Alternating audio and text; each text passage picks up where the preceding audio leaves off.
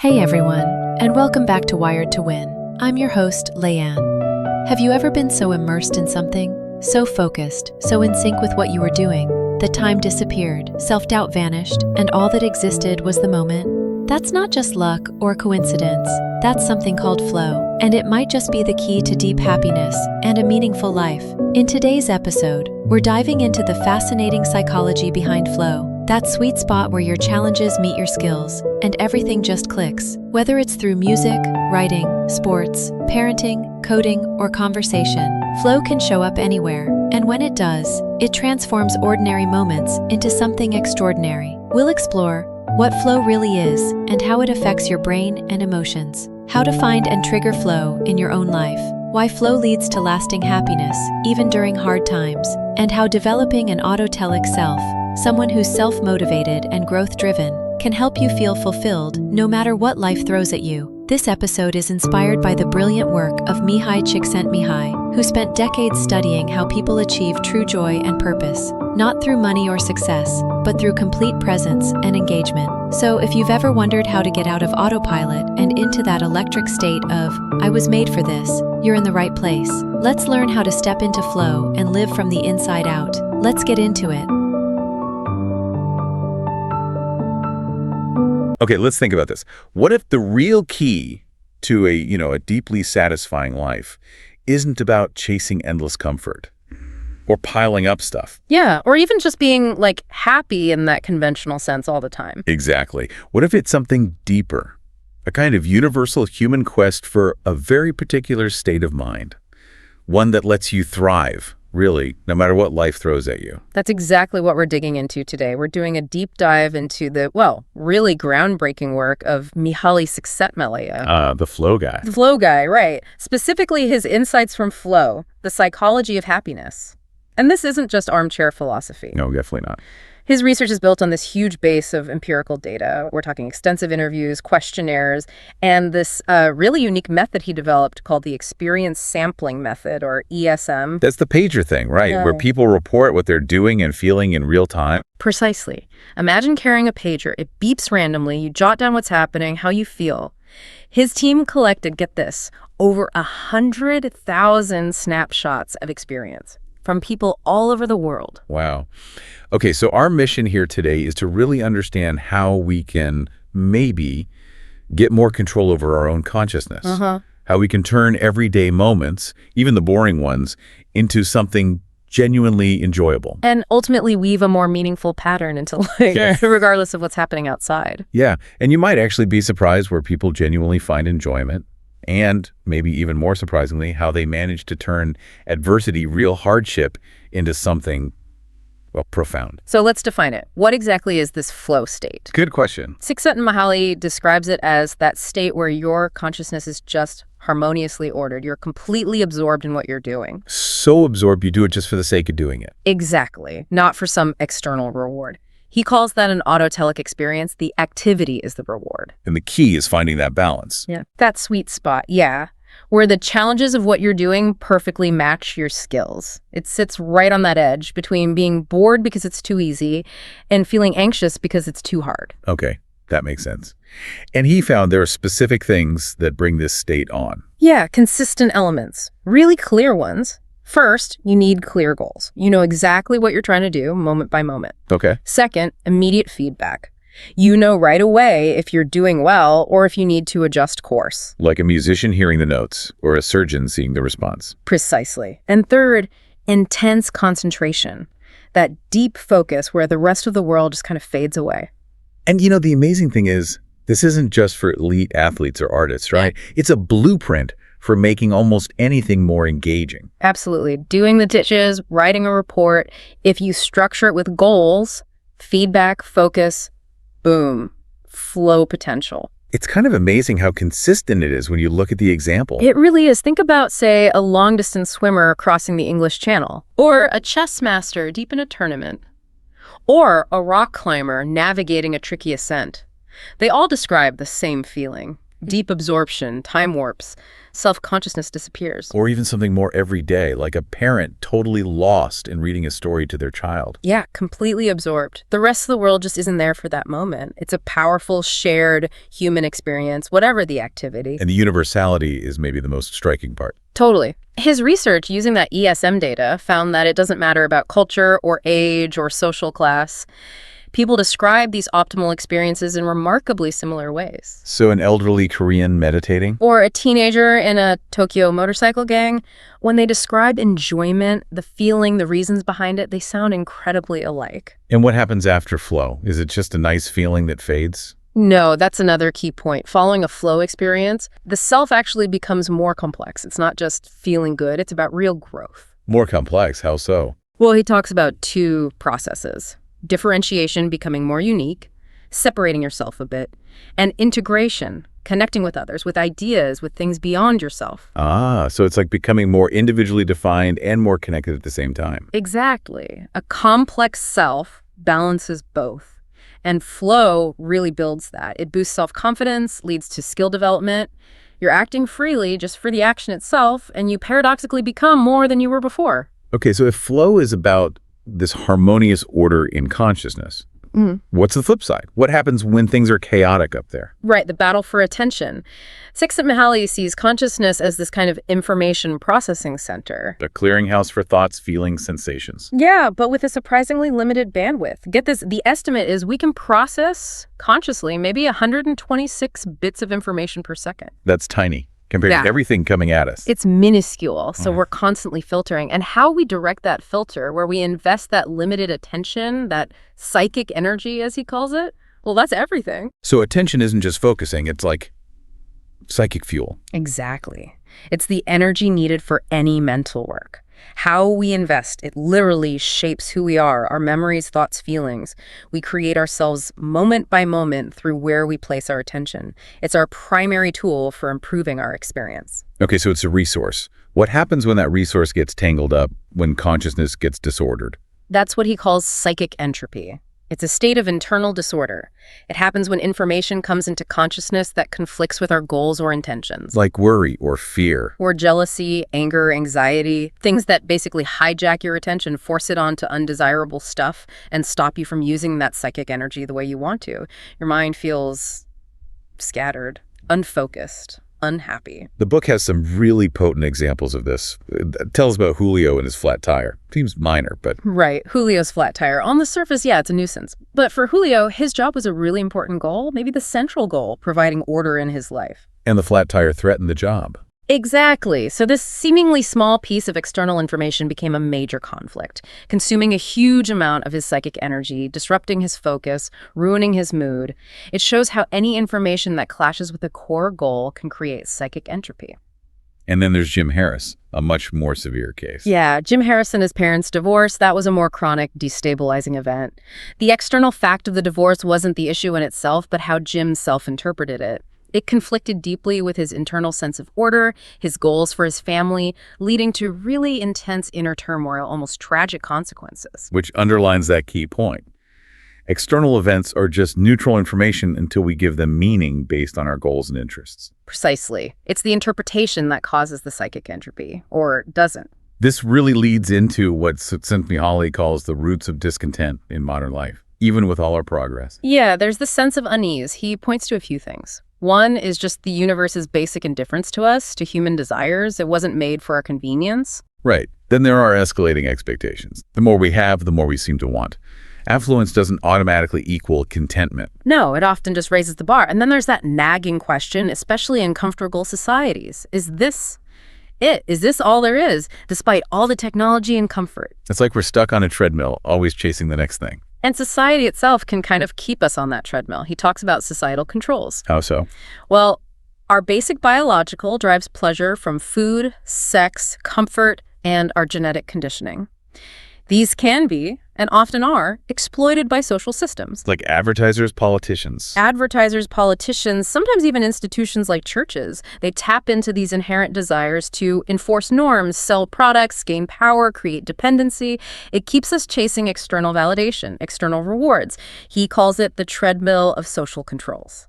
So how do you get off the treadmill? How do you find freedom from that? The crucial step, he argues, is finding rewards within the process of experience itself. Learning to take charge of what's happening in your own mind. Like the Stoics said, Epictetus, Marcus Aurelius. Exactly. They understood this thousands of years ago. Pain, pleasure, boredom, they exist in consciousness. If you can influence what happens there, you can transform your experience of reality. You free yourself from being jerked around by external events or societal pressure. Building that autotelic self again, finding the reward inside the activity. That's the core of it. Which brings us to maybe the most counterintuitive finding in the whole book. This paradox of work and leisure. Oh, yeah. This one really makes you think. We usually see work as the burden, right? Yeah. The thing we have to do to get to the weekend, to leisure time. But the research flips that script. It shows work can actually be a major source of flow. How? What are the examples? Well, take Serafina Vignon. She's this 76-year-old Italian farmer in the study. For her, work and life aren't separate. Milking cows, tending the orchard, physical labor. That's where she finds her most frequent optimal experiences. She literally says she never wants to work less. Wow. Okay. Or Joe Kramer, the welder in a Chicago factory. An assembly line job, sounds repetitive, maybe boring. Yeah, you'd think so. But Joe turned it into a flow activity. He treated the mechanical problems like puzzles to solve. He experimented, learned every aspect of the system. He even took that mindset home and designed a sprinkler system just to make rainbows in his yard. Huh. That's great. He made it his own challenge. He invested his psychic energy, found complexity, and got enjoyment out of it. And the actual data from those pager studies, the ESM, backs this up pretty starkly, doesn't it? It really does. People reported being in flow, feeling challenged, using their skills, being absorbed about 54% of the time while they were working. 54%. Okay. And leisure? Only 18% of the time during leisure activities, and things like watching TV. Very low flow rates. So at work, people felt. Yeah. They reported feeling skillful, challenged, concentrated, and as a result, happier, stronger, more creative, more satisfied, positive states. And leisure? Often the opposite. Feelings of being passive, weak, dull, dissatisfied. A state Csikszentmihalyi labels apathy because often the challenges were low and the skills being used were low. Think channel surfing. Okay, here's the paradox then. Work feels better objectively in the moment. But people still wish they were doing something else when they're at work. And they say they prefer leisure. Why? It seems to come down to deep-seated cultural ideas. Work is framed as an imposition, something forced on us.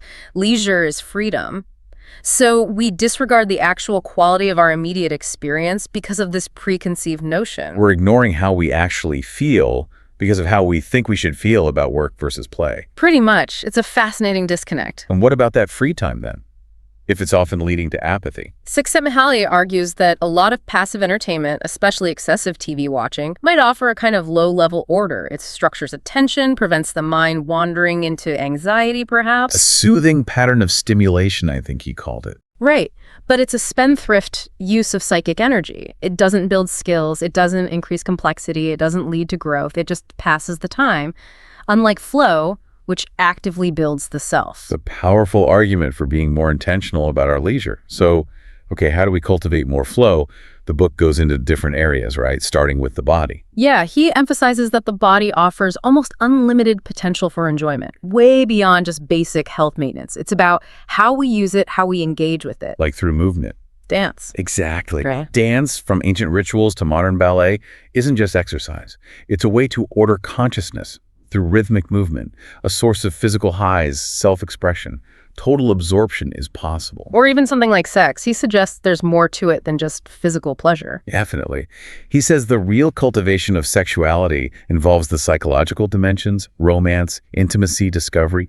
Keeping love fresh requires partners to continually invest attention, discover new potentials in each other, find new challenges. It needs engagement to stay vibrant, to become a flow activity. And our senses, too, like seeing. Yeah, it's not just about passively registering what's out there. It's about cultivating visual skills, learning to really look at art, to see the thought machine in a painting, as he puts it, or even finding aesthetic qualities in everyday scenes, like a particular roofscape. So transforming looking into active perceiving. That's where the enjoyment comes from. Same with music. It's organized sound. It helps organize the mind. But there's a big difference between just passively hearing background music and actively listening, engaging with it, analyzing it, feeling it. That creates flow. He also warns about, say, parents forcing kids to practice instruments until it becomes stressful. That kills the potential for flow. Right. Turns it into a chore. And even taste. Eating is obviously necessary, but you can transform it. Pay attention to the food, the flavors, the textures. Develop a discriminating palate. Approach eating with curiosity, adventure. It becomes an experience, not just refueling. Again, conscious engagement. Okay, so that's the body and senses. What about the mind itself? Through symbolic systems. Yeah, right. Memory, for instance. He calls it the mother of science because it creates order, coherence. How is memory enjoyable? Think about recalling family stories, historical facts, keeping a journal. It connects events, gives context, provides a sense of belonging to something larger than yourself. It structures experience over time. And just thinking. Yeah. Logic. Problem solving. Absolutely. Philosophy, science, these exist because thinking itself can be intensely pleasurable, a source of flow. He mentions Democritus, the ancient Greek philosopher. Laughing philosopher. Well, maybe, but also the one who said he'd rather discover one true cause than be king of Persia. He found joy in rightness and many-sidedness. That's the joy of a mind in flow, or think of Kant, so absorbed in thought he was famously absent-minded. Lost in the intellectual challenge. Right. And language, too. He kind of laments the decline of deep conversation, quoting someone who called a subtle conversation the Garden of Eden. And writing. Not just communicating information, but creating order. Like Victorian diarists turning the randomness of daily life into a coherent narrative, imposing meaning through language. So we've got body, mind. What about being alone or being with others? Flow seems relevant there, too. Hugely relevant. He makes a really interesting point about solitude first. That can be difficult. Yeah, surprisingly so. If your mind isn't occupied, it can easily drift into worries, anxieties. Psychic entropy sets in. Television might impose some order, but it's passive. So how do people find flow in solitude? By creating your own structure. He gives examples like hermits or solo sailors who develop demanding mental routines, rituals, projects. They set their own goals, provide their own feedback, keep their minds focused. They turn solitude into an opportunity for self-directed challenge and skill building. Actively managing the internal state. Okay. And families, our first soda group. Families can be complex. Traditions can be constraining. But they can also be incredible sources of joy and growth through mutual investment of psychic energy, really paying attention to each other, open communication, which is essentially feedback, being willing to adapt to change, finding new collective challenges as the family evolves. He even makes a point about commitment, like in marriage. Yeah, that committing to limitations like monogamy can actually be liberating. It frees up psychic energy you might otherwise spend constantly weighing options or seeking novelty elsewhere, allowing for deeper investment and complexity within the relationship. Interesting. And he mentions teenagers having a tough time. Yeah, that modern society often doesn't provide teenagers with enough meaningful challenges or outlets for their developing skills, which can lead to boredom, apathy, psychic entropy. They need opportunities for flow. Makes sense. What about friendships? Friendships are often naturally enjoyable, right? Because they're usually built around shared goals, shared activities, mutual interest. But he draws a distinction. Yes, between maybe drinking buddies who provide company, validate the self, maybe help avoid chaos, but don't necessarily lead to growth and more intimate friendships. And intimate friendships. Involve deeper sharing, vulnerability, learning about each other, seeking out new experiences together. They foster complexity and growth, leading to more profound enjoyment. And extending that outwards to the community. Involvement in public life politics, volunteering, community groups can absolutely be a source of flow if it's structured correctly. Meaning. Clear goals, ways to concentrate, challenges that match skills. And he stresses the real bottom line of public action shouldn't just be economic gain or political wins. It should be the quality and complexity of the experience it provides for those involved. The internal rewards, again. Always coming back to the quality of consciousness. Okay, this is all great when things are going relatively well, but what about when they're not? When chaos hits? This next part, cheating chaos, seems crucial. It really is. It tackles how to transform adversity, how to forge meaning when things fall apart. And it fundamentally challenges the idea that your happiness depends on external factors like health or wealth or just plain luck. It's about that autotelic self again, the one that can handle anything. Exactly. The self that learns to translate potential threats, setbacks, tragedies even, into manageable, even enjoyable challenges. It doesn't mean liking the bad things, but finding a way to engage with them constructively. And the examples he gives are just incredible. People dealing with severe adversity. Truly humbling. He talks about studies with paraplegics. Many described their accident, paradoxically, as both one of the worst and best things that happened to them. How could that be? Because the injury, while devastating, radically simplified their lives. It presented clear, unavoidable goals, learned to navigate the world differently, master new skills. It cut away trivial choices and focused their psychic energy. They found profound enjoyment and purpose in meeting these new, concrete challenges. Like Franco, who became a counselor. Finding flow in the recovery, in the adaptation. Yes. Or Paulo, who lost his sight. His focus wasn't on blaming the world or dwelling on loss. It was on overcoming limitations, finding new ways to do things, cultivating tolerance. He found flow in chess, in athletics for the blind, in teaching music. He reframed the challenge. And Riyad's story. Riyad, an Egyptian man who went through war, poverty, natural disasters, just immense hardship. Yet he maintained this unwavering sense of purpose and found enjoyment through a deep spiritual quest, focusing on controlling his own consciousness and connecting with God. That internal focus was more valuable to him than any external possession or circumstance. These stories really show what transformational coping looks like. What are the key elements? Csikszentmihalyi boils it down to a few things that tend to work together. First, having a clear goal. Something to focus psychic energy on, a purpose that overrides the immediate suffering or chaos. Okay. Second, focusing attention outward. Not getting trapped in self-pity or ego defense, but observing the environment, noticing possibilities, adapting realistically to what is. Less navel-gazing, more problem-solving. Kind of, yeah. And third, sustaining involvement. Deep commitment to the goals. Becoming so absorbed in the process that self-consciousness fades. These reinforce each other. Purpose drives focus. Focus allows involvement. Involvement strengthens purpose. And this all ties directly into the making of meaning, doesn't it? Absolutely. Meaning in the psychological sense is about having a purpose, having intentions, and creating order in consciousness by understanding how things connect, establishing cause and effect, clarifying relationships between events. So unified purpose is key for meaning. Yes, whatever that purpose is.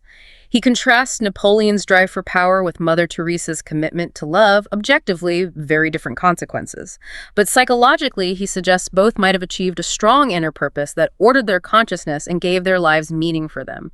The point is the internal coherence it provides. And where do these purposes, these life themes come from? Often from difficulty. Often, yes. Like the example of E, whose family poverty fueled a lifelong drive. But the key isn't the trauma itself, it's the interpretation. Seeing the suffering not as a dead end, but as a challenge to be overcome, a problem to be solved. Like Dante. Dante's Divine Comedy is a fantastic example he uses. It's basically an account of a midlife crisis, finding a new belief system by blending different wisdom traditions, rejecting what no longer worked for him, and forging a new, coherent purpose out of personal crisis. It's active meaning-making. He also suggests evolution could offer a framework. Yeah, as a way to understand our place in the larger scheme, potentially integrating the what is of our nature with the what ought to be of our goals, a way to direct our energies effectively based on a bigger picture. It's fascinating to contrast this human struggle for meaning with animals. Right. He suggests animals are often naturally in a state resembling flow because their skills usually match the immediate, concrete demands of their environment. They act. They aren't worrying about what might happen tomorrow or wishing they were somewhere else. Exactly. They don't weigh countless possibilities or have conflicting abstract desires in the same way.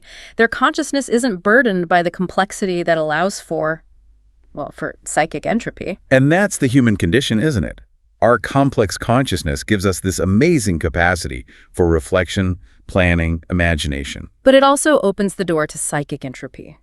We can see more potential options than we can pursue. We feel capable of more than conditions sometimes allow. We have conflicting desires pulling us in different directions. Leading to anxiety when demands exceed capacity, or boredom when they fall short. It's the double-edged sword of our advanced minds. The price, perhaps, but also the source of our unique freedom. So, wrapping this deep dive up, the message seems incredibly clear and quite empowering, actually. I think so too. Happiness, a meaningful life.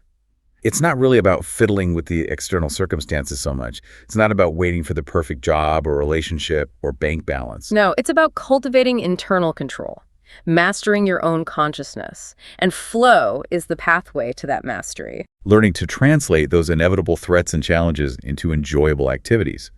Nurturing that autotelic self that finds the reward in the doing. And consciously, actively investing that precious resource, our psychic energy, our attention, in things that build complexity and provide genuine enjoyment. Absolutely. And, that very complexity of our consciousness, the thing that brings the risk of psychic entropy, of feeling scattered and anxious, that same complexity gives us this profound freedom. The freedom to choose our challenges, to impose order, to construct meaning, even when the universe doesn't hand it to us on a plate. That capacity to forge meaning from experience, Yeah. that really is uniquely human and incredibly powerful. So maybe the final thought for you, our listener, is this. How will you use this unique human capacity?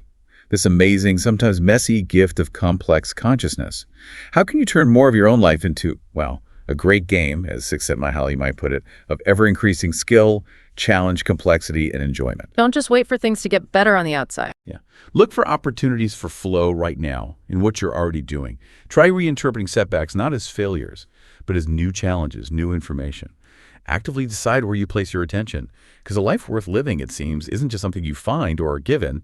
It's something you actively, intentionally, and maybe even beautifully make for yourself. I hope this conversation helped you realize that flow isn't a rare accident. It's something you can create, nurture, and return to again and again. Even in the middle of chaos, stress, or routine, you still have access to a state of joy, purpose, and effortless focus, just by aligning your skills with your challenges and showing up fully. Thank you for listening and being part of this journey. If this episode lit something up inside you, share it with someone who needs that reminder too.